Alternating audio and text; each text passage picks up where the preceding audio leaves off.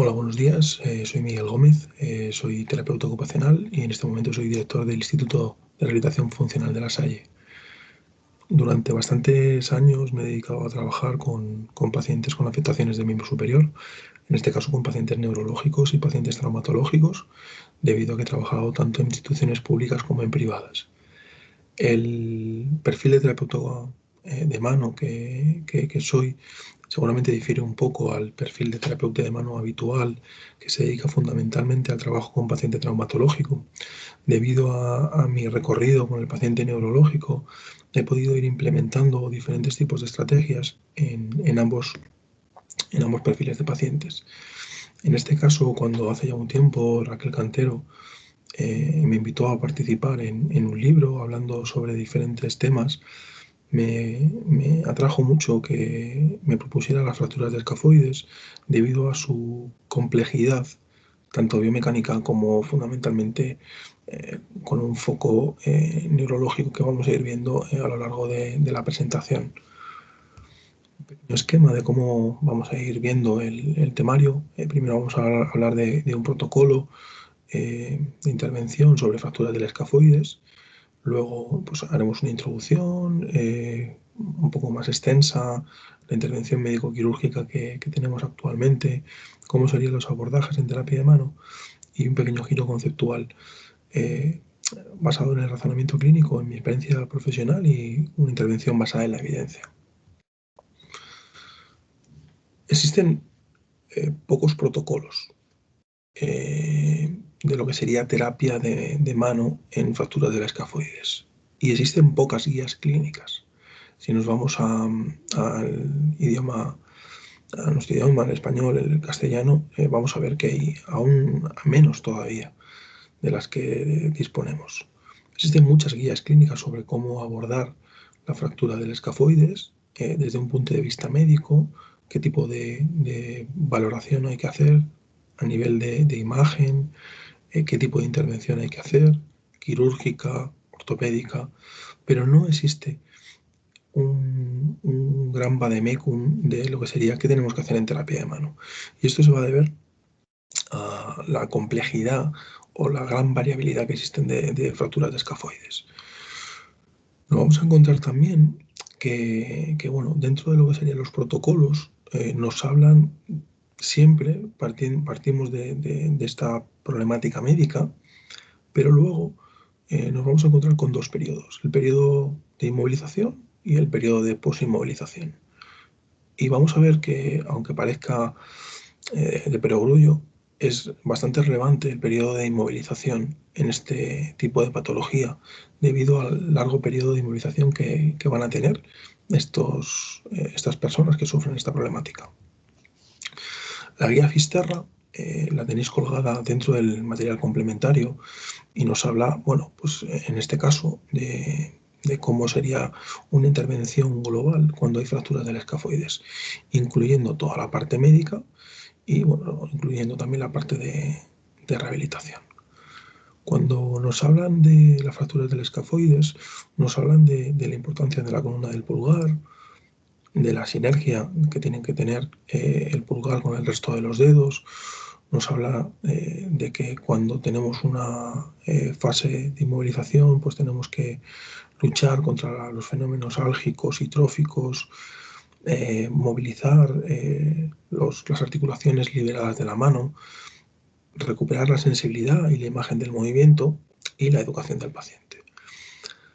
Normalmente, por lo menos en nuestro país, un paciente con fractura de la escafoides no llega a rehabilitación nunca antes de que le quiten la escayola. O es, vamos a decir, poco habitual. Cuando vemos esta guía clínica, vemos que nos va a hablar de la movilización de planos de la columna cervical, flexión, extensión, rotación, inclinaciones laterales, el hombro, el codo, los dedos.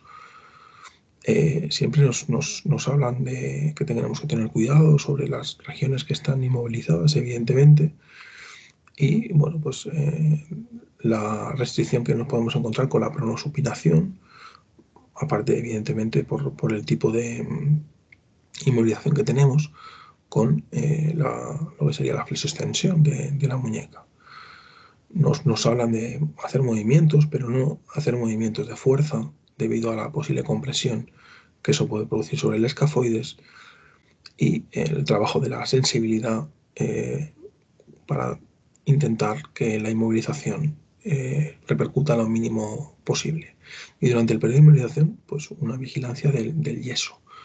Lo que ocurre es que este periodo de inmovilización puede ser muy largo, puede ser incluso más de 3 meses. Cuando ya tenemos un periodo de posinmovilización, es decir, ya no tenemos férula o se ha puesto una férula nada más que para momentos muy, muy concretos, bueno, pues se habla de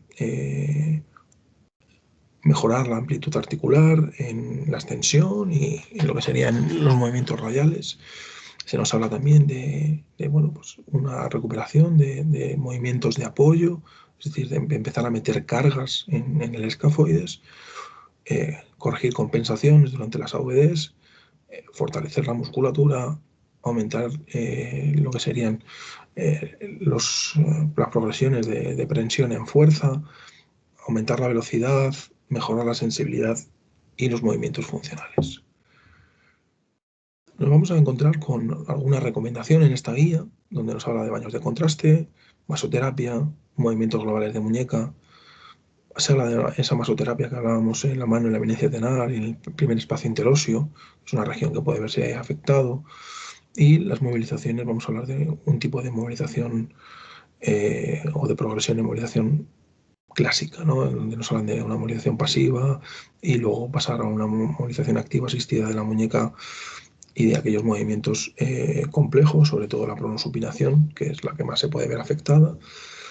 Luego, el mismo tipo de movimiento para la articulación trapecio metacarpiana, con movimientos del pulgar, aunque en este caso, evidentemente, donde queremos incidir es en toda la columna del pulgar, pero así viene escrito tal cual, es una transcripción de lo que sería la guía.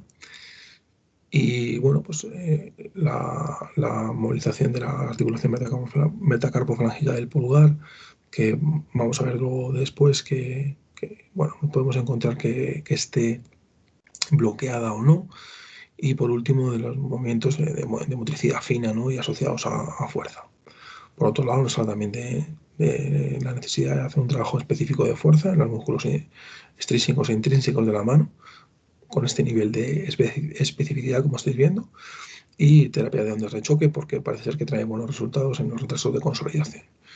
La guía pone algunas referencias bibliográficas y una información médico-legal donde nos habla bueno, pues un par de detalles. En este caso, no se hospitaliza si el tratamiento es ortopédico, de 2 a 4 días si se realiza intervención quirúrgica, una inmunización media de 10 a 12 semanas. 10 a 12 semanas estamos hablando de 3 meses y una interrupción del trabajo, es decir, una baja laboral de unos 3-4 meses. Pues bueno, para poder hacerlo. Normalmente el paciente, si bueno, pues cuando le quitan el yeso va bien, no tiene mucho dolor, ni edema, ni mucho falta de movimiento, incluso puede no pasar por servicios de rehabilitación. Imaginaos una situación actual como la que tenemos con el coronavirus, vamos, la que hemos ido pasando, en el cual los servicios de rehabilitación han ido pasando. Bueno, pues en este caso vamos a hablar de que aquí podría acabar mi presentación. Este sería lo que nos propone una guía clínica. Si revisáis incluso libros como el de Cynthia Cooper, de Fundamentos de Terapia de Mano, o algunas revisiones o algún documento, ¿no?, que se ha escrito con respecto a tanto terapia como cirugía de mano, nos vamos a encontrar con una problemática muy, muy relevante, que no hay muchísima evidencia de la eficacia de diferentes protocolos. Nos encontramos puntualmente con algún tipo de dato concreto, normalmente algún artículo suelto, donde no vamos a tener claro al 100% qué es lo que tenemos que hacer con un paciente que tiene una problemática de una fractura de escafoides. Y esto nos puede generar muchísima inseguridad, porque ya os digo, os he transcrito tal cual la guía de Fisterra, de fracturas de escafoides. Fisterra es una página de referencia, si no la conocéis, os invito a que lo hagáis, donde vais a ver muchas guías clínicas. Y bueno, está claro que una guía clínica te da una serie de pinceladas relevantes, pero seguramente son insuficientes como para poder hacer un abordaje completo y adecuado con calidad de lo que sería una fractura del escafoides. Bueno, nosotros tenemos claro que la terapia no es un recetario, es decir, no nos dedicamos a hacer churros. Los churros, el churrero los hace todos iguales.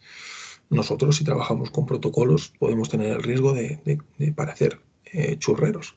No queremos sacar adelante todos los pacientes de la misma manera. Evidentemente, un protocolo ayuda. Un protocolo son unas guías maestras donde nosotros podemos intentar conseguir una serie de objetivos. Pero esto es bastante más complejo. Nosotros también, aparte de eso, tenemos que conocer ciertos aspectos para poder evitar complicaciones.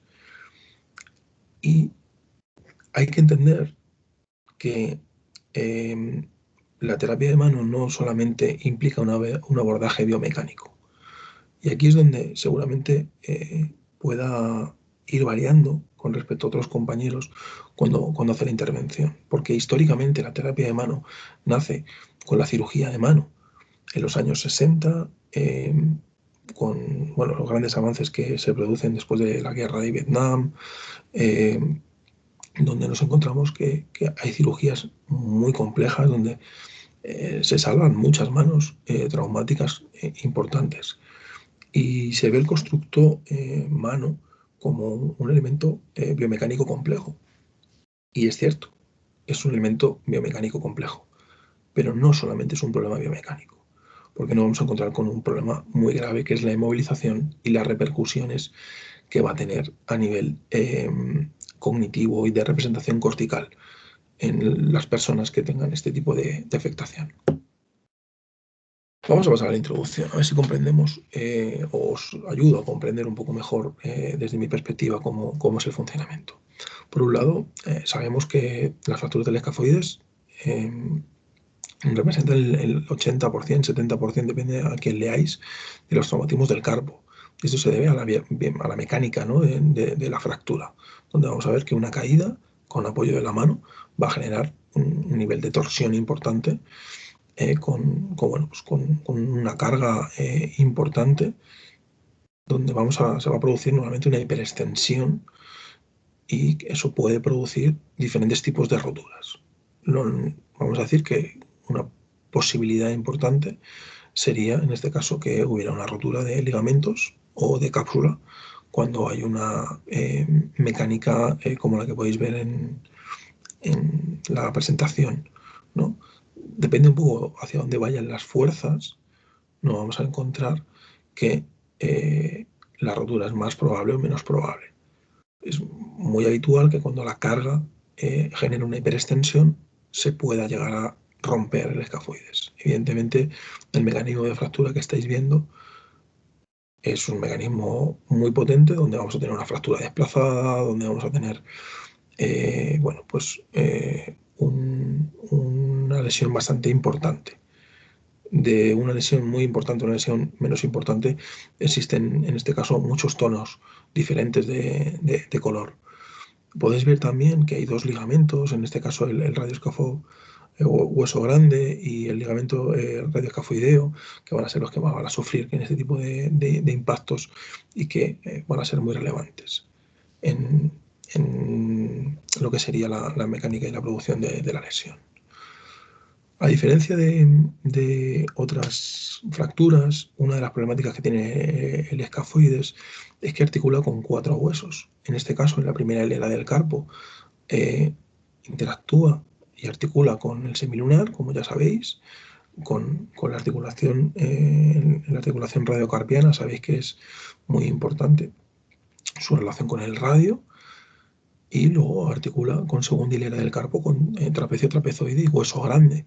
Seguramente con trapezoide menos porque está en otra línea de disposición, pero articula con todos ellos. Creo que se puede ver bastante claro, ¿no?, en esa radiografía, que es un elemento que en función también de la posición de la mano va a tener muchísimos apoyos. Y esto hace que sea más complejo su recuperación. También las fracturas que se pueden generar en función de cómo sea la lesión son bastante complejas. Y aquí tenéis una imagen donde podéis ver diferentes fracturas, que ahora vamos a pasar un poquito más a ver cuáles son las más importantes, las tipo A, tipo B, tipo C, en diferentes regiones del escafoides. El escafoides es un hueso que puede romperse por diferentes lugares y eso también va a tener sus diferentes complicaciones. Para poder continuar un poco mejor, me gustaría hacer un pequeño repaso de las clasificaciones de las fracturas. Vamos a ver que hay un montón y casi todas son o tienen que ver con el punto de vista médico o quirúrgico, no tanto con el punto de vista rehabilitador. La clasificación de Roussé divide el escafoide en tres partes, un tercio proximal, medio y distal. En este caso, casi todas las lesiones, las fracturas, van hacia el tercio medio, ¿no? Lo que se llama la cintura del escafoides. El 16-28% van al polo proximal y del 6 al 10 van al polo distal. En este caso, Roussé dividió este tipo de lesiones por el tipo de intervención que tendrían que hacer después. La explicación de la clínica Mayo es un poquito más compleja, porque nos habla de no solamente de la región del hueso que se puede fracturar, sino también del periodo o el tiempo desde que se produce la lesión hasta que, perdón, hasta que se genera el diagnóstico. Porque nos vamos a encontrar que, bueno, puede ser razonable que una persona tenga una caída si esa lesión no ha sido súper grave o, bueno, aunque sea razonablemente grave, el sujeto se encuentra con que considera que es normal que le duela porque se ha caído y es normal que le duela y bueno, pues se toma algún analgésico, incluso de manera propia se venda la mano o puede pasar un tiempo hasta que determine, uy, este dolor no se me va. Y nos encontramos con diagnósticos muy tardíos. Estamos hablando de que la clínica Mayo nos habla de un diagnóstico de menos de 4 semanas, sería un diagnóstico agudo. Más de 4 semanas estaríamos hablando de un diagnóstico retardado, cuando incluso puede ser de más de 4 meses, donde hablarían de pseudoartrosis debido a una consolidación inadecuada de esta problemática. Entonces, el tiempo de evolución es bastante relevante y normalmente por la región en la que está el escafoides, pues puede cursar evidentemente con dolor, con edema, pero puede que el paciente, el sujeto, no le dé la importancia que tiene. La clasificación de Weber nos habla del pronóstico de consolidación y para ello nos habla de otro concepto que no había metido nadie hasta ahora, que es si la fractura es desplazada, no está desplazada y si está angulada. En este caso, aunque no sea una cuestión nuestra, sí que nos puede llegar en un informe, bueno, pues incluso la radiografía, y está bien que lo veamos. ¿Qué es lo que suele implicar una fractura no desplazada? Pues bueno, su línea de apertura es menor de 1 milímetro y lo que nos interesa a nosotros como terapeutas es que no suele haber afectación del ligamento. Y esto es importante, porque como sabéis, si no hay afectación del ligamento, todo lo que serían los mecanoceptores que salen los ligamentos, todo lo que viene asociado a una lesión del ligamento no va a ocurrir. Nos encontramos también con algún tipo de fractura, la que llamaríamos anguladas. No tienen apertura, tienen una apertura mayor de 1 milímetro y nos encontramos con una problemática que es que el semilunar suele estar rotado y suele tener alguna inserción ligamentosa rota, en este caso el dorsal o el palmar en las crestas. Nos encontramos con la mayor problemática, que serían una fractura desplazada, donde nos vamos a encontrar ligamentos palmares y dorsales rotos. con todos los problemas que no vamos a ver luego asociados. La clasificación de estabilidad de Coney, Dobbins y Linsent es algo menos habitual, no la vais a encontrar tan habitualmente como las anteriores, y nos habla de dos tipos de fracturas, en este caso las estables y las inestables. Claro, esto se parece mucho a lo anterior, porque nos habla de desplazadas y no desplazadas. En este caso, volvemos un poco a la misma situación. Las estables implican que no hay afectación de los ligamentos, se ha roto el hueso, pero los ligamentos han sido fuertes suficientemente como para mantener la posición, y las inestables, donde nos meten los grados de angulación que se pueden ver entre lo que sería el semilunar, hueso grande, y el escafo semilunar. Ese tipo de ángulos que vemos ahí, mayor de 15 grados o mayor de 45 grados, son mediciones que tienen que desarrollar los médicos para poder determinar si la afectación es mayor o menor, y por supuesto el proceso de intervención que nos vamos a encontrar después, sea ortopédico o quirúrgico. La clasificación de Schrenberg nos lleva a 6 tipos de fracturas, y es un tipo de clasificación que también nos habla de diferentes tipos de estadios, ¿no? Combina estos dos elementos, la localización y el tiempo. Entonces nos vamos a encontrar que si vemos un poco cómo sería el escafoides, vamos a ver que tenemos un tercio distal, un tercio medio y un tercio proximal. El polo distal o proximal también lo vais a encontrar muy habitualmente.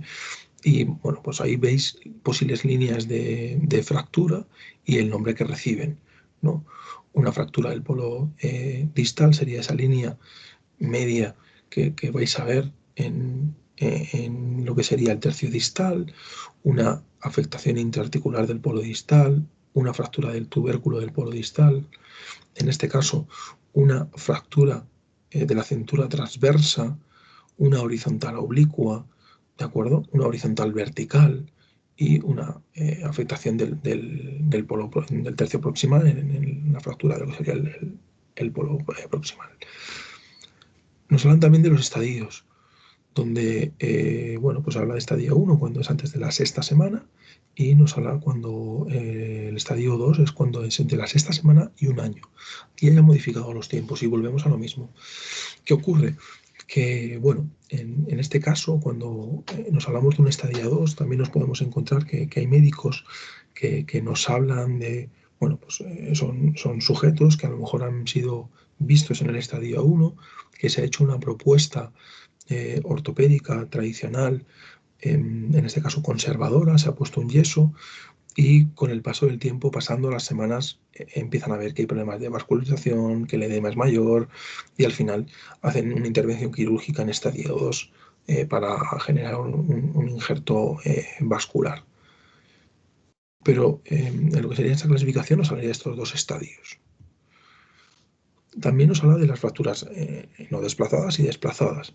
En este caso, las fracturas no desplazadas se pueden ver en 3 modalidades diferentes. Por un lado, las ocultas. No hay radiográficamente un trazo de fractura. Las fracturas unicorticales, es decir, que la fractura es visible en al menos 2 proyecciones, es decir, cuando se les hacen diferentes ángulos de la radiografía, pues que se puedan ver. Si os fijáis, la mayoría de las radiografías siempre vienen en al menos 2 planos, y bueno, en este caso la fractura puede no ser tan evidente en uno de esos planos, y las fracturas bicorticales se ve perfectamente la fractura en todas las proyecciones que nos da la radiografía. Y bueno, las fracturas desplazadas, pues independientemente de si son recientes o antiguas, nos hablan de diferentes tipos, ¿no? de fracturas, donde vemos que las de tipo 1 y 2 son las menos complejas, las 3 y 5 son las más, son de un nivel intermedio, las 4 son muy significativas, y es poco habitual verlas de tipo 6.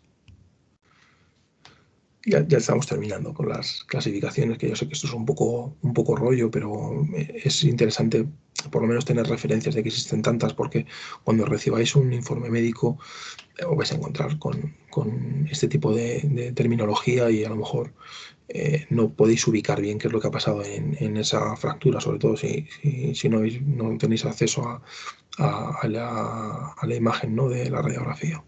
Entonces, la clasificación de Poser, Blenkley y Irving, bueno, pues lo que habla es de posibles afectaciones distales, intraarticulares, y bueno, pues no, nos habla de pues, lesiones hacia la mitad radial, hacia el lado cubital, eh, en regiones que son osteocondrales del borde distal. Aquí podéis ver una referencia.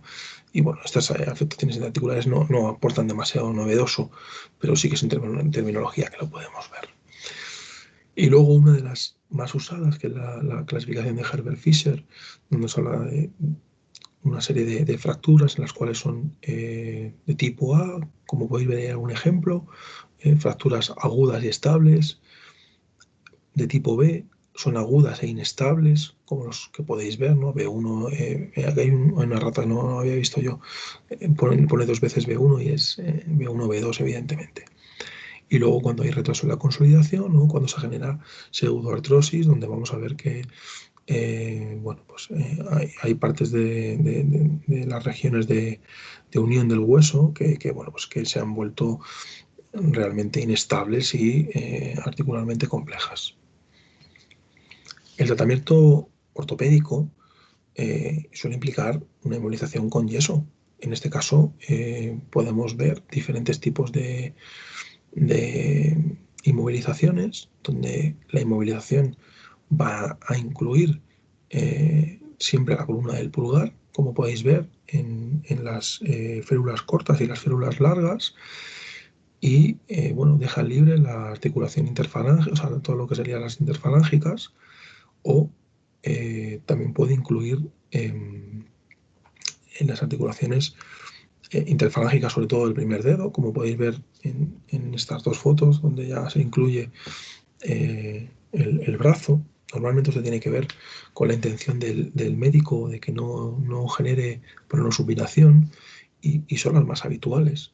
Nos encontramos con una mano que va a tener bueno, pues una gran limitación de todos sus movimientos, salvo los movimientos de los dedos largos de la mano. Normalmente incluso también restringen el movimiento de la articulación metacarpofalángica del segundo al quinto dedo, debido a que el paciente puede querer en un momento determinado, cuando llevan varios meses inmovilizados, hacer alguna actividad de fuerza pensando que le puede venir bien, y así evitan un poco esa situación, pero bueno, también generan una mayor problemática para la vuelta a la vida normal. Normalmente el tiempo de inmovilización es de 3 meses. Se puede ampliar incluso un mes más. En fracturas parciales o en fracturas que no se tenga muy claro, se puede optar por una inmovilización de 6 semanas, estamos hablando de un mes y medio, que ya es mucho tiempo. En este caso, se ha visto también que si existe riesgo de que haya desplazamiento o que pueda haber riesgo vascular, normalmente se recomienda la cirugía. Lo que ocurre es que es una cirugía compleja, vamos a decir, y bueno, pues se tiende mucho a que si la fractura no es muy complicada, se opta por el tratamiento ortopédico, aunque sea de un gran periodo de inmovilización. ¿Qué ocurre? Que el escafoides, como sabéis todos, pues es un hueso que tiene bastante riesgo de necrosis, y esto es por cómo está vascularizado. En este caso, tiene una irrigación por 2 vías, tiene una vía extraósea, ¿de acuerdo?, a partir de la arteria radial, que tiene, en este caso, 2 ramas, y vais a ver bueno, que tiene 2 regiones de entrada, ¿no? Se ve muy claro en esa fotografía, donde hay 2 regiones de entrada. La dorsal-radial que vamos, va a vascularizar el 70% del hueso, y que llega desde la parte dorsal esta rama, y en la rama anterior que llega a un 30% de esa vascularización. Además, esta vascularización llega a través de lo que son las inserciones ligamentosas. Por lo tanto, si existe una rotura desplazada, ya hemos dicho antes que lo normal es que haya una rotura de los ligamentos y por lo tanto puede haber un riesgo vascular, porque al romperse el ligamento también puede afectar a todo lo que sería esta región arterial. Y luego, por otro, tiene una red interósea de tipo 1, arteria única. Cuando vemos esta vascularización, tenemos que ver que al final en lo que sería la arteria radial nos va a llegar por un solo camino, pero justo es a la altura del escafoides donde se bifurca y va a comenzar la irrigación del resto de la mano. Por lo tanto, puede ser una región de incluso compromiso vascular.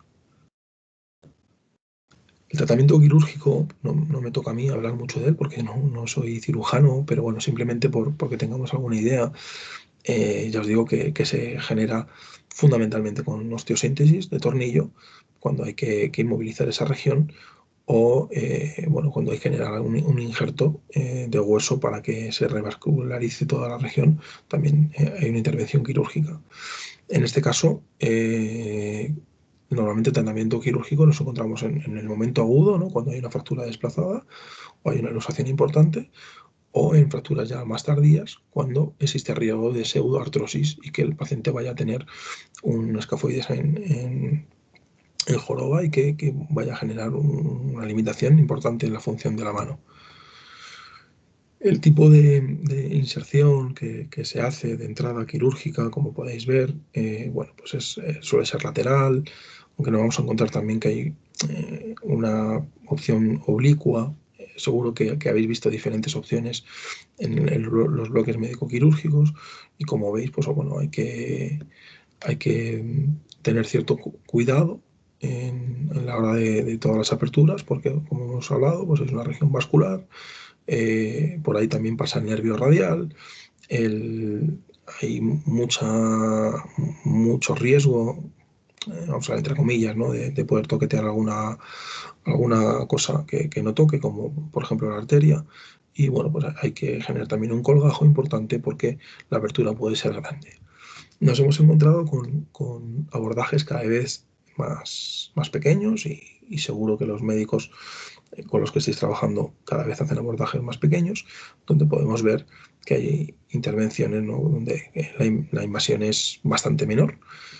Y bueno, los diferentes tipos de tornillos que vais a encontrar pues son de este tipo, ¿no? Al final son tornillos que intentan generar esta situación, ¿no? Da igual que sea el modelo de tornillo granulado, el de Herbert, es interesante que podáis ver un poco cuál es su función. También es muy interesante si podéis ver alguna cirugía. Ahí en YouTube podéis encontrar diferentes tipos de cirugías de diferentes maneras para que podáis ver cómo se hacen. Al final no deja de ser un poco de bricolaje biomecánico, y es interesante ver cómo acaban haciendo para que todo esto pues acabe consolidado.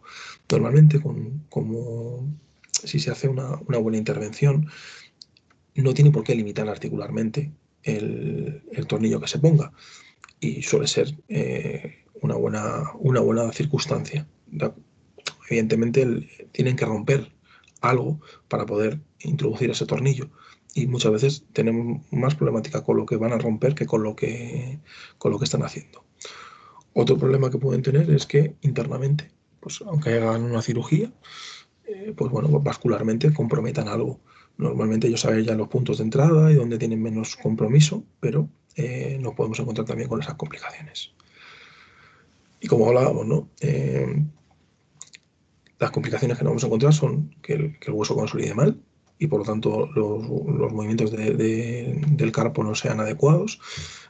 No sé hasta qué punto habéis visto los movimientos accesorios del carpo, pero simplemente a modo de repaso podéis tocaros vuestro escafoides y hacer movimientos de desviación radial y cubital y vais a notar cómo se mueve. Si su consolidación es inadecuada, este escafoide no se va a mover con la misma libertad y puede incluso bloquear movimientos de otros huesos, haciendo que choquen entre ellos, eso que hablábamos antes de la rotación del semilunar, y que el movimiento sea inadecuado. Nos vamos a encontrar también con retrasos en la consolidación, es decir, que estemos más de 3 meses con el hueso que todavía no ha consolidado.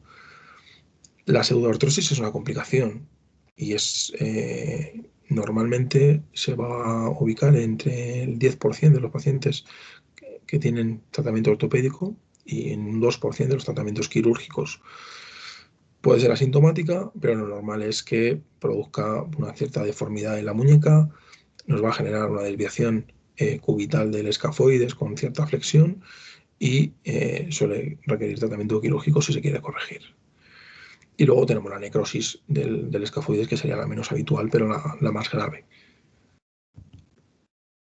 Cuando nos encontramos con una necrosis, nos vamos a encontrar que van a tener que hacer un injerto óseo vascularizado. Es difícil, además, que nosotros podamos ver en ese proceso de acompañamiento que haya necrosis, porque lo normal es que esa necrosis se pueda producir en periodos, vamos a decir que relativamente iniciales, entre esos 2 o 3 primeros meses que el paciente va a estar con escayola. Cuando se quita ese fragmento necrótico, ¿no? Nos vamos a encontrar con que se genera una gran disfunción y lo más importante es que puede llegar a ocasionar síndrome del dolor regional complejo, que bueno, pues nos llevaría a un tipo de intervención no biomecánica, ¿no? del problema. Y bueno, pues en este caso nos vamos a encontrar con varios problemas, ¿no? Por un lado, pues todo lo que acabamos de ver, todos los posibles fracturas que hay, los 2 tipos de intervenciones con sus posibles riesgos en cada uno de ellos, y luego la realidad que nos encontramos, el paciente cuando llega a nosotros. Tiene una derivación temprana, viene, yo qué sé, a la semana de la fractura para que le podamos dar educación o otro tipo de intervención, o ya nos llega 1 o 2 semanas después de quitarle la inmovilización, donde a lo mejor ya podemos hacer menos o el recorrido que podemos hacer es un poquito más largo. También me gustaría que valorarais otra realidad. ¿Y si el paciente llega a consulta sin haber pasado por un médico? Sobre todo para aquella gente que tenga una consulta privada. Imaginaos, ¿no? Tenéis vuestro cartel fuera en la calle que pone terapia de mano y hay una persona que se cayó el otro día y que le duele la muñeca y que, bueno, tampoco piensa que sea tan grave porque solamente se cayó. Y nos encontramos con un paciente que puede tener riesgo de fractura. Entonces nosotros tenemos que tener claro que por eso es muy importante, ¿no? Saber conocer las líneas rojas, porque si nos ponemos a trabajar con un sujeto sin saber que tiene una fractura, pues podemos comprometer aún más esa fractura. Y bueno, pues tenemos una serie de instrumentos, ¿no? Yo creo que la escala EVA, el DAS, son instrumentos que todo el mundo conoce. No sé hasta qué punto conocéis el Patient Risk Evaluation, que nos habla de afectaciones específicas de muñeca. Es más largo de lo que estáis viendo aquí, ¿de acuerdo? Porque tiene actividades específicas y demás. Pero bueno, incluye lo que sería una escala EVA y nos habla un poco de cuándo se produce ese dolor. Entonces, el dolor, lo normal es que si el sujeto tiene una fractura, sea un dolor relativamente constante y que aumenta con la actividad. Sobre todo, si pensáis biomecánicamente en lo que serían cómo es la mecánica de trabajo, ¿no? en un escafoides, va a ser más importante porque va a tener mayor presión cuando hacemos ejercicios de fuerza, ¿no? Sostener un objeto pesado debería ser bastante doloroso. Bueno, os he dejado colgado un documento donde viene pues tanto su fiabilidad como la sensibilidad del instrumento, así mismo como el propio cuestionario, pero la herramienta que no debemos olvidar serían los test neuroortopédicos Los test neuroortopédicos son las pequeñas pruebas que podemos hacer para, bueno, pues para saber dónde está el problema. Y en un momento determinado, pues si vemos que existe mucha problemática, pues derivar, ¿no?, al médico correspondiente.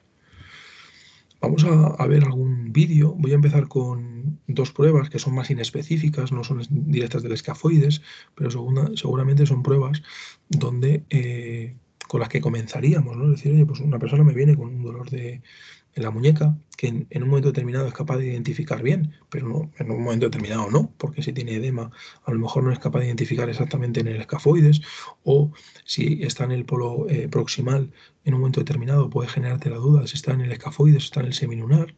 Y bueno, pues aquí tenemos alguna prueba. En este caso, la prueba de extensión de dedos de Watson, bueno, pues lo que se hace es se pone la mano en flexión palmar, se le pide al sujeto que levante los dedos. ¿Qué es lo que va a ocurrir? Que ese movimiento, que os invito a que lo hagáis ahora vosotros con contrarresistencia, lo que hace es que llegue mucha presión a lo que sería la región del carpo. Y esto está indicado pues, para ver desde inestabilidad del carpo hasta la propia fractura del escafoides. La prueba de movimientos accesorios del carpo es para mí la más relevante de todas las pruebas neuroortopédicas, porque al final se trata de testar todos los huesos del carpo. Bueno, vosotros ya estaréis probando para lo que sería bueno, pues con diferentes personas, pacientes en casa, y estaréis viendo que, bueno, pues que muchas veces dentro de lo que es la terapia manual, la movilización del carpo es bastante relevante. ¿Qué ocurre? Que, bueno, pues cuando nosotros vamos haciendo los movimientos accesorios del carpo, como podéis ir viendo, se pueden ir determinando dónde está más la lesión. Es decir, si yo movilizo el escafoides con respecto al semilunar y lo que me duele es el escafoides y el semilunar, cuando lo muevo sobre el piramidal no me duele, pues nos vamos a encontrar con cierta seguridad de que la lesión está en lo que sería el escafoides. Nos encontramos con, por ejemplo, el test de inestabilidad del carpo, que no quería meterme demasiado porque hay un tema específico de inestabilidad del carpo, simplemente porque tengáis aquí una pequeña referencia, donde vais a ver que tiene una sensibilidad y especificidad que sería un poco lo normal, ¿no? En este caso, que no son muy altas, donde vamos a ver que se va a movilizar el carpo de una manera muy concreta, ¿de acuerdo? Y lo que vamos a llevar es esa muñeca a desviación radial bloqueando lo que sería el escafoides. ¿Qué ocurre? Que al bloquear el escafoides al paciente le puede doler. Si en cualquiera de estas tres pruebas que hemos visto hasta ahora vemos que hay un signo positivo, pues no significa que haya una fractura, puede haber una luxación, puede haber un trauma solamente, pero sí que podría ubicarnos en que la lesión se acerca al escafoides. Entonces, tendríamos que ir a alguna prueba específica de fractura del escafoides. La prueba más utilizada, que tiene una sensibilidad muy alta, es decir, el 77% de las fracturas va a dar positivo, bueno, pues vais a ver que es algo tan sencillo como impactar lo que sería el meta con respecto a todo lo que sería la columna del pulgar. ¿De acuerdo? Entonces, en este caso, este estrés mecánico que lo vamos a hacer, el sujeto lo tiene que identificar en la tabaquera anatómica como estáis viendo. Ese test de compresión bueno, puede engañarnos si tuviera algún tipo de afectación en la trapecia metacarpiana, pero si la lesión del escafoides se lo va a llevar directamente a la tabaquera anatómica. Y luego el test de estrés del escafoides, que también es específico para fracturas, que evidentemente también te va a dar positivo si tiene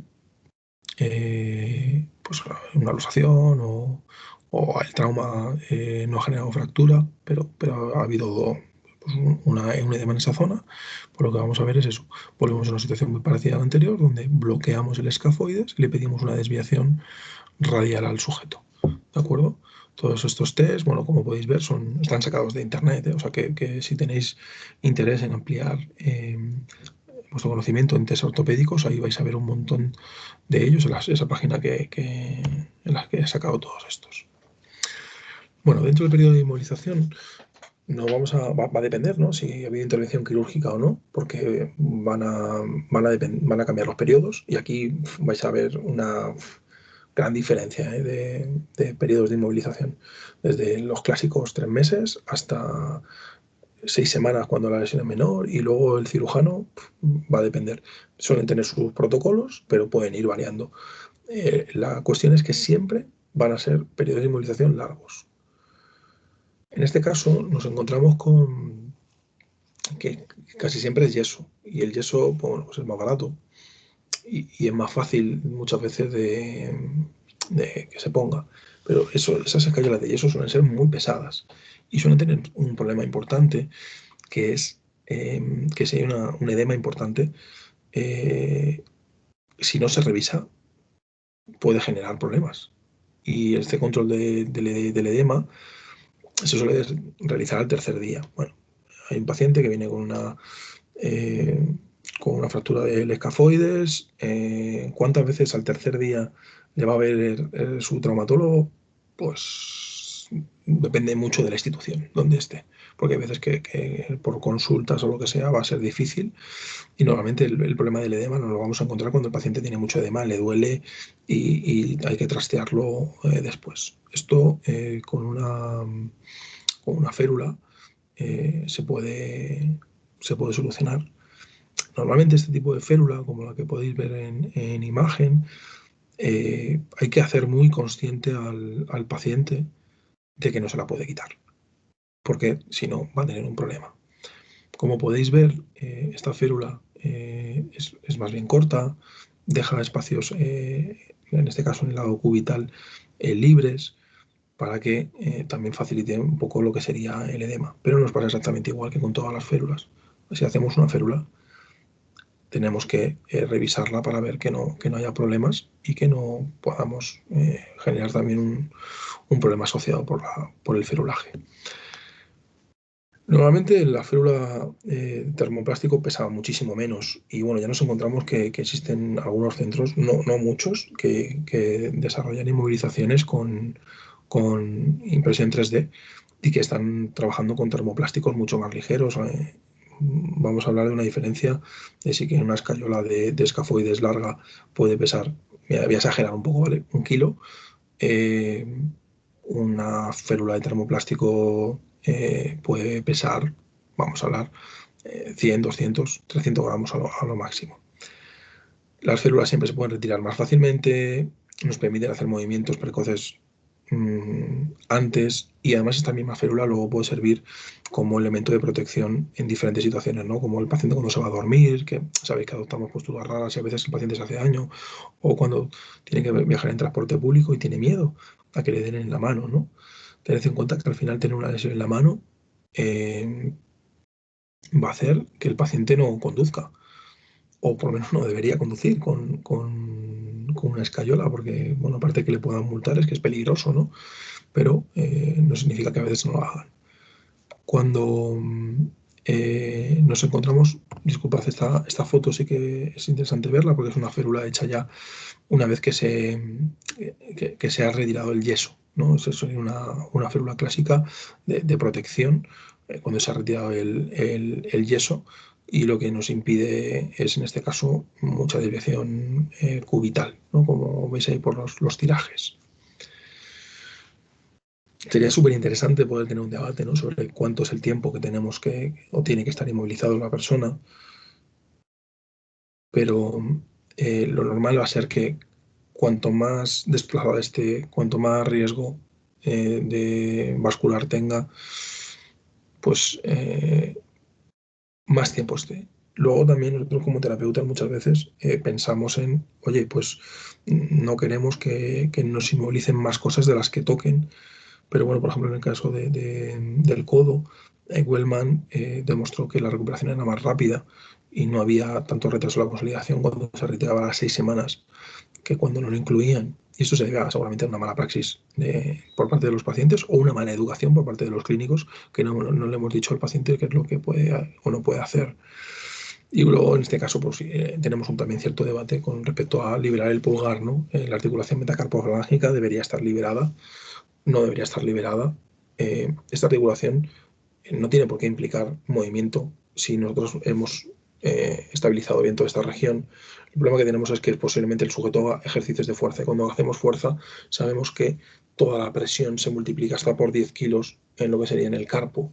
Y eso puede hacer que impacte aún más y incluso imaginaos una fractura bueno, que esté, no esté desplazada y demás, si tiene mucho impacto desde arriba, pues alguna región puede llegar a desplazarse incluso y afectando más. Y eso es parte de los miedos que nos podemos encontrar.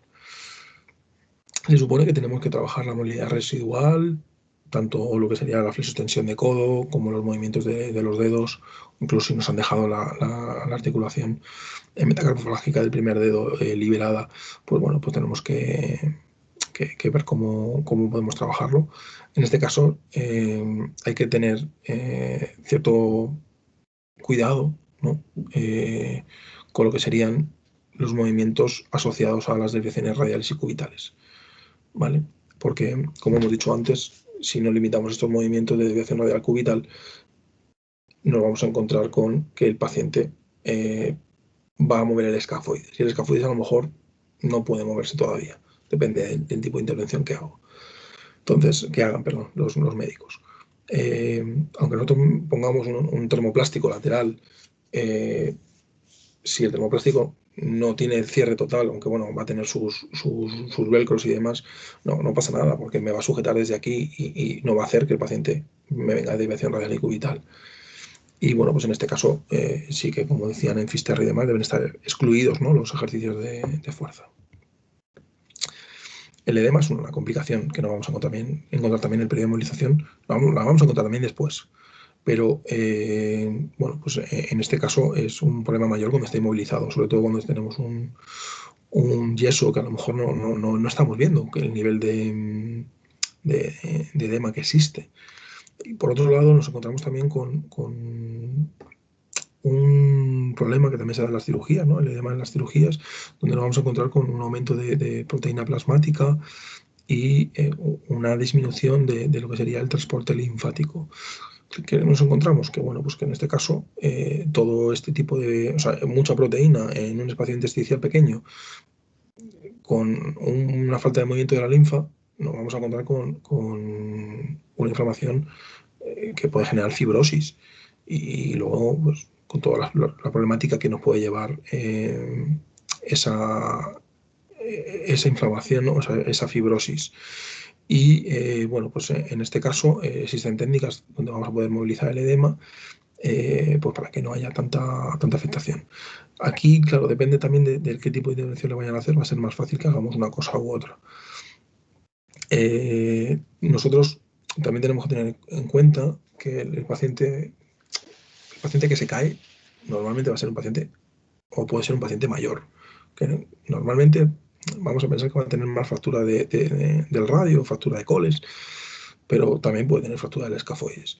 Entonces, esa persona mayor puede tener problemas cardíacos o pulmonares asociados. Tenemos que tener en cuenta esto, que si se produce un gran edema por su problema vascular y demás, nos vamos a encontrar con que tenemos que controlar todo ese problema y no generar un problema mayor, porque si llevamos mucho líquido muy rápido, ¿no?, al sistema vascular, puede haber problemas cardíacos o pulmonares que tenemos que controlar. Con respecto al edema, y en este caso pues va a depender un poco de vuestra formación, si sois terapeutas ocupacionales o fisioterapeutas, vais a tener mayor acceso a este tipo de técnicas. En este caso, yo soy terapeuta ocupacional, como he dicho al principio, y al igual que existen otros compañeros que os hablarán mucho mejor de lo que es la terapia manual ortopédica o de lo que es, por ejemplo, el drenaje linfático. Bueno, pues existen estas estrategias que en un momento determinado, si trabajáis combinando fisioterapia y terapia ocupacional, pues es interesante que lo podáis derivar al compañero, ¿no? Entonces, bueno, pues en este caso el drenaje linfático, que seguramente ya conocéis, la movilización manual del edema, que en este caso se basa no es drenaje linfático, sino que se trata de mover, en este caso, las regiones edematizadas hacia regiones más proximales y tener en cuenta, difiere un poco, ¿no?, del drenaje linfático. Y bueno, pues en este caso también existen otro tipo de técnicas de intervención más basadas en vendaje, ¿no? El vendaje multicapa, que es este vendaje que podéis ver. Yo recomiendo que si tenéis un poco de duda de cómo se hace, pues podéis poner vídeos de YouTube. Algunos que están muy bien explicados. En este caso, el vendaje multicapa, pues es, primero se pone lo que es un apósito de algodón que nos va a cubrir pues, toda la región que nosotros necesitemos. Luego se pone una venda elástica, luego se pone una venda rígida, luego se pone el tubi grip, ¿de acuerdo? Que al final eso lo que va a hacer es bueno, pues una mayor compresión y en este caso pues del sistema linfático y va a activarlo, ¿no? Se vio que mejoraba todo lo que es la absorción de proteínas y bueno, pues en este caso mejoraba lo que era el flujo de lo que sería el drenaje, ¿no?, el flujo linfático. Luego, por otro lado, el vendaje tipo Coban, y sí que me he atrevido a dejaros ahí un enlace, en este caso de Raquel, haciendo un vendaje tipo Coban, que nos serviría para eliminar este tipo de edema, pero claro, aquí nos vamos a encontrar con otro problema, ¿no?, que es ¿dónde va el edema en la mano? Normalmente va en la cara dorsal. En la cara dorsal, pero nuestro problema está aquí en el escafoides. Vamos a decir que se puede hacer, pero normalmente nos vamos a encontrar con una muñeca más edematizada. Se me puede ir a la cara dorsal, pero no tanto como a lo mejor en otras afectaciones donde nos encontramos con un gran edema, ¿no?, en la cara dorsal de la mano. Hay que tener en cuenta que sabemos que es una línea roja el tema de dar masajes fuertes o compresivos en esta región, porque sabemos que, bueno, pues que en este caso un masaje de fricción alto puede llegar a producir colapso, ¿no?, en el sistema linfático y bueno, en este caso aumenta incluso más el problema del edema y bueno, pues hay que tenerlo en cuenta. Pero dentro de todo lo que yo he desarrollado a nivel de experiencia profesional, a mí hay un problema que es el que más me preocupa en el periodo de inmovilización, desde del que yo puedo controlar más, ¿no?, del que yo puedo aportar más cosas. Y en este caso tendría que ver con el problema del dolor y el problema del control motor, ¿vale? En este caso sabemos que hay estrategias, ahora desarrollaremos un poco más, que nos van a hacer bueno, pues que mejoren, ¿no? En este caso la imaginería motora graduada, la observación de acciones o incluso la terapia de espejo. En este caso, sabemos que el sujeto puede mejorar tanto a nivel de dolor como a nivel de control motor. Nosotros nos tenemos que plantear que lo que sabemos hasta ahora es que el sistema de neuronas espejo lo genera es una excitabilidad cortical. La imaginería motora graduada trabaja con el mismo principio, pero nos lleva a un proceso en tres partes, ¿no? Primero trabajo de la lateralidad, luego trabajo con imaginería motora y el otro con terapia de espejo. Y en este caso las dosis terapéuticas no están siendo muy claras. En este caso podemos hablar de entre 15 y 30 minutos, 2-6 días a la semana, al menos 4 semanas. Y hay veces que es difícil el determinar hasta qué punto se puede hacer.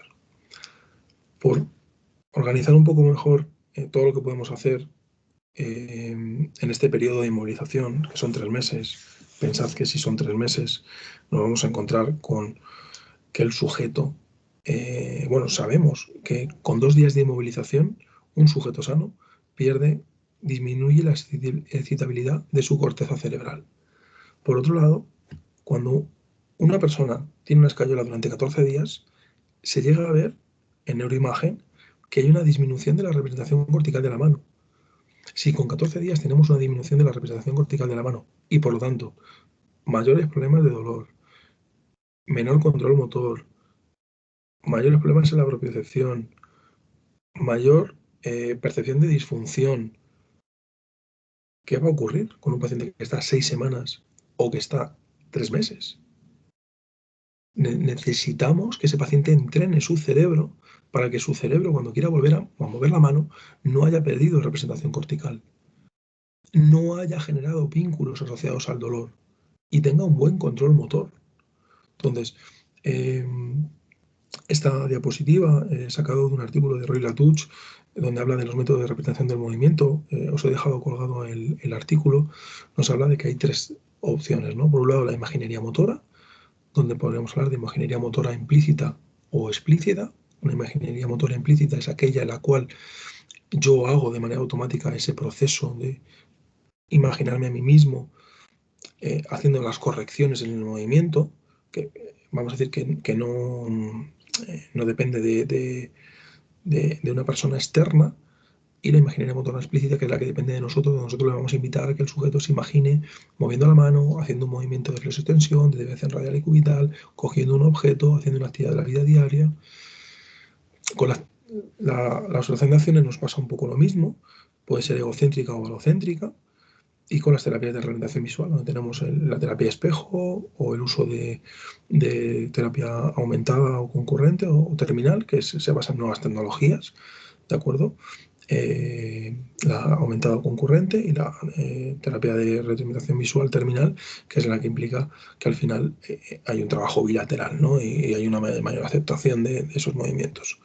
Pues, claro, nosotros nos encontramos con que la mano sensitivamente tiene una gran representación. Si veis el homúnculo motor, como podéis ver allí, nos pasa exactamente igual. Tiene una gran representación, la mayor representación. Nos encontramos con que nos permite relacionarnos con el espacio, tiene gran funcionalidad, genera gran discapacidad percibida. La mano es muy, muy relevante. Y nos encontramos con estos problemas. Perdón. A los 15 minutos de una lesión, un esguince de muñeca, existen problemas de control motor. Con 14 días nos encontramos un problema de representación cortical. Con una gran inmovilización nos encontramos con una atrofia muscular. Nos encontramos con modificaciones estructurales de los tejidos.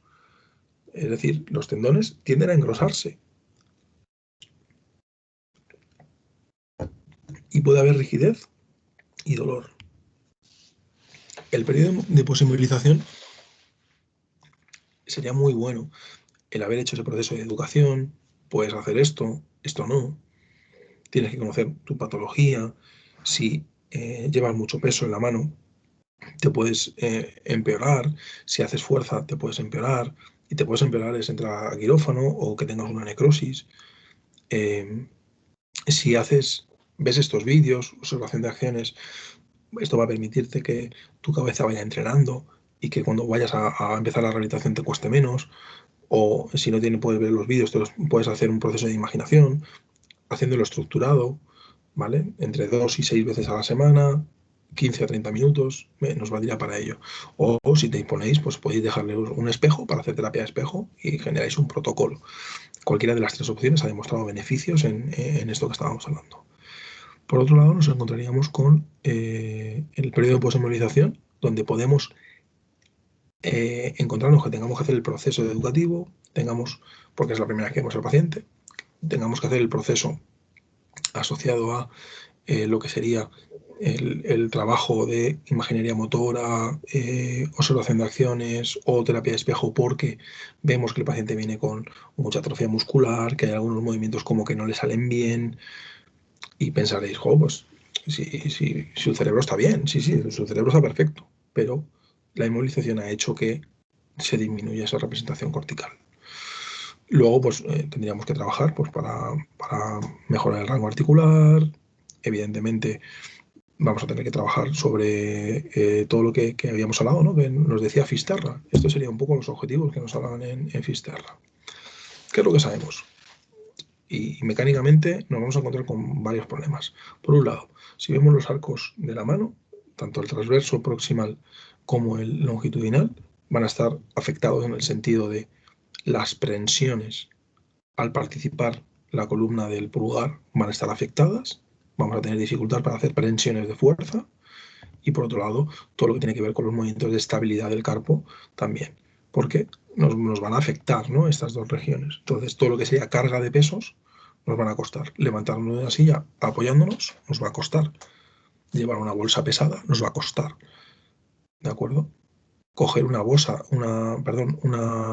botella de 1 litro, 1 kilo, no es muy pesado, pero puede que incluso no tenga fuerza para poder hacerlo. Entonces es importante que lo tengamos. Esto volveríamos un poco a la misma situación en la cual hablábamos de diferentes tipos de movilizaciones. Yo no quisiera meterme en cuáles son los movimientos, o mejor dicho, el progreso que tenemos que seguir, ¿no? Si movilizaciones pasivas, activas, asistidas y luego activas.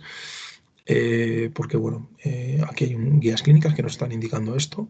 Yo personalmente trabajo en activo.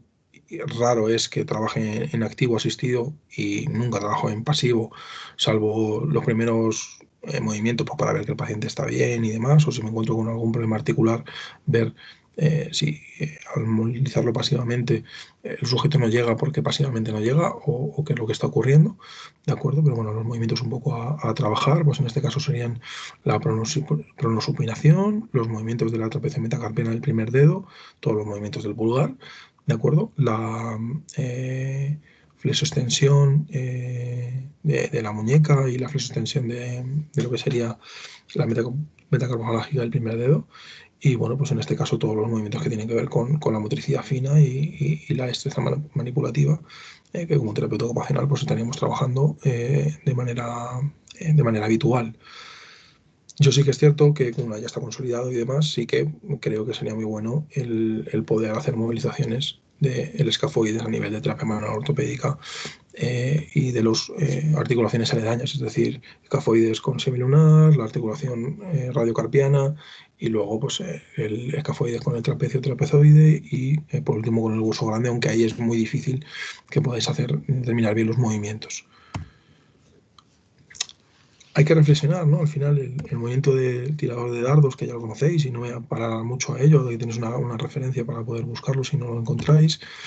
Nos encontramos con que la columna del escafoides se va a ver afectada, ¿no? Es decir, este movimiento de tirador de dardos, como sabéis, es un movimiento combinado, ¿no? De flexión y desviación cubital y extensión con desviación radial, donde sabemos que el escafoides se va a mover. Si queréis simplemente hacer movimientos de desviación radial y cubital, ahí vais a poder notar cómo el escafoides se mueve hacia adelante y hacia detrás. Pero no es que se mueva hacia adelante y hacia detrás de manera así, se mueve en un momento, como podéis ver ahí, vamos a decir que de péndulo, ¿no? Donde va a estar acostado sobre la silla de montar que conforma el radio y se va a estar moviendo en esta posición. Tenemos que ver que existe ese movimiento, ¿de acuerdo? Y el movimiento del lanzador de dardos, como mueve directamente el escafoides, es importante que también lo podamos trabajar, y como sé que lo habéis estado revisando en otros momentos del curso, pues es interesante que también lo podáis incluir, ¿no? Esos ejes de movimiento pues nos vamos a encontrar con que van a ir afectando, ¿no? Y vais a ver cómo se puede llegar a comprimir. Y bueno, pues aquí tendríamos un poco todo lo que serían los ligamentos del carpo, los más asociados en este caso el escafoides, como podéis ver ahí pintados muchos de ellos, o que están cercanos, y que no vamos a encontrar con problemas, sobre todo cuando hay un problema de desplazamiento. Y luego, por otro lado, pues también tenéis que tener en cuenta el efecto de nadesis, ¿no? Es decir, al final, este movimiento, donde se me van a ir moviendo los dedos en función de la posición de la muñeca, también es relevante que lo tengamos en cuenta. Si tenemos una fractura desplazada, pues vamos a tener un problema propioceptivo. En este caso, la propiocepción tiene que ver no solamente con la información que me llega de los ligamentos y las cápsulas articulares, sino también ese reflejo involuntario, ¿no? que va a hacer que los músculos tensen y bueno, pues nos den un poco la información asociada, ¿no? Para tener un buen control motor. En este caso, la propiocepción, cuando se lleva a los límites, es cuando los músculos que son en tensión nos van a llevar a poder soportar cargas que los ligamentos por sí solos no pueden soportar, ¿no? Entonces, bueno, pues es importante que trabajemos mucho lo que sería todo lo que es la propiocepción del pulgar. Trabajando, como podéis ver ahí, simplemente siguiendo ciertos recorridos, sujetos sin mirar, para que pueda ir poco a poco mejorando, conociendo hacia dónde ha estado. Pensad que está 3 meses, o sea, 3 meses sin mover, ligamentos afectados. Es muy probable que le cueste mucho saber dónde tiene su pulgar a la hora de hacer cualquier tarea. Y el no saber dónde tienes tu pulgar a la hora de hacer una tarea, ¿no? Por esa disminución de la representación cortical, por ese ligamento afectado, por esa inmovilización, por todo esto, es relevante que tú lo sepas manejar, porque nosotros hacemos muchas tareas sin tener que mirarlas, ¿no? Escribir en el ordenador, manejar el móvil, siempre son tareas interesantes, ¿no? Para ver hasta dónde no nos fijamos en el movimiento de nuestra mano, pues para saber dónde va. El hecho del móvil, yo sí que os diría que también es relevante que lo planteéis como una posibilidad y bueno, pues que lo veáis cómo podéis usarlo en vuestro favor, ¿no? Debido a la adicción que tenemos colectivamente al móvil, nos puede venir bien para ciertos movimientos de la articulación metacarpofalángica. Luego, evidentemente, si tenemos tanta movilización, podemos tener problemas de fortalecimiento. Yo ya os digo, tampoco voy a enseñaros el cómo trabajar la fuerza. Yo sí que creo que hay maneras de poder trabajarla de manera más o menos razonable. Sabéis que no hay que trabajar con una resistencia máxima. La resistencia máxima en rehabilitación es del 60%. Y una vez que tengamos calculada, ¿no?, esa resistencia máxima, pensando, por ejemplo, que tenemos un pinzómetro y hemos evaluado la fuerza de la pinza, pues utilizar el método Osborne o el método Delorme, que en este caso son 3 series de 10 a un 100%, a un 75%, a un 50% de la resistencia máxima en el formato de Oxford, o a un 50, 75, 100 en el formato de Delorme. Es decir, una trabajas con la fuerza máxima y vas bajando, en la otra trabajas con la fuerza mínima y vas subiendo. O el método 10x10, que seguramente es el que más utilizamos en terapia ocupacional, donde metemos muchas tareas con muy poca carga de resistencia, es más seguro y bueno, pues al final es una manera de poder trabajar. Lo que pasa es que el paciente, cuando tú le dices, oye, pues hazme estos ejercicios para casa, hazme estos movimientos y tal, eso de 3 series de 10 para ellos es muy fácil.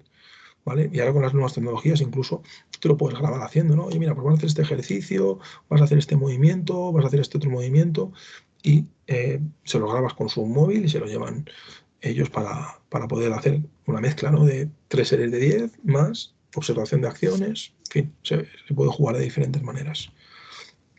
A nivel de destreza manipulativa, pues bueno, tenemos diferentes instrumentos, ¿no?, como puede ser el Nine Hole, Purdue Puppet Board, que a mí es personalmente el que más me gusta, y una gran variabilidad de lo que sería actividades en este caso, pues motoras. Aquí hay una gran discusión sobre si existen habilidades motoras gruesas y motoras finas. Al final, la destreza manipulativa va por un camino cerebral bueno, pues cualquier actividad que haga que el sujeto trabaje con actividades desde con objetos más grandes y objetos más pequeños, pues al final van a generar una mayor destreza, ¿no? Siempre y cuando pues, la manipulación sea adecuada. Y luego, pues, el entrenamiento funcional que acaba siendo pues, el llevarlo a las actividades de la vida diaria, ¿no? Pues el sujeto ya tiene cierta fuerza, ya tiene cierta destreza manipulativa, ya tiene cierto movimiento, ya no tiene dolor, ha recuperado capacidades, pues lo que tenemos que ir es a ir a evitar el aprendizaje por desuso y, bueno, pues en este caso, intentar que sus actividades del día a día pues, sean las más sencillas posibles. Es decir, que poder facilitarle pues todo lo que sea el volver su día a día. Normalmente va a haber un momento que da igual que seáis fisioterapeutas o terapeutas ocupacionales, que le vais a recomendar al sujeto bueno, pues que empiece a utilizar la mano ya en su día a día de manera normal, ¿vale? Esto es parte, ¿no?, de ese entrenamiento funcional o de esa generalización del aprendizaje, pero es importante que veáis que si el sujeto, por lo que sea, ha generado aprendizajes diferenciados porque ha estado 3 meses usando la mano poco, ¿no? Sobre todo esto es muy habitual cuando lo que se te afecta es la mano izquierda, porque bueno, la mano no dominante. Bueno, la mano dominante al final todos tendemos a querer volver a usarla, pero la mano no dominante a lo mejor no. Y eso puede generar que haya un aprendizaje por desuso y que, bueno, pues nos encontramos ahí con algún problemilla diferente, ¿no? Y bueno, pues en este caso pues vamos a encontrarnos con diferentes fases, ¿no? A nivel de las actividades del día a día que vamos a hacer, ¿no? Pues, por ejemplo, al principio, incluso en rehabilitación, vamos a trabajar, por ejemplo, escribir, ¿no? Luego a lo mejor hay otras actividades que puedan ser más complejas, ¿no? Como las tareas del hogar o actividades luego al final más, las más complejas de todas, que pueden ser las deportivas. Bueno, aquí os dejo eh, unas referencias para que podáis consultarme las dudas. Por supuesto, tenéis el foro, que yo creo que es donde mejor se pueden preguntar las dudas. Y bueno, pues recordaros lo siguiente, ¿no? Que en este caso el problema del escafoides, aparentemente una fractura puede ser conceptualizada desde el punto de vista biomecánico. Sí que deciros que aunque no tengamos todavía nada publicado, que nosotros nos hemos encontrado que hacer una intervención de imaginería motora en el periodo de inmovilización nos lleva a que el paciente cuando empieza la rehabilitación tiene menos dolor, menos discapacidad percibida eh, y se recupera antes y se recupera mejor. Muy bien, pues gracias por vuestra atención y espero que os haya sido masticable.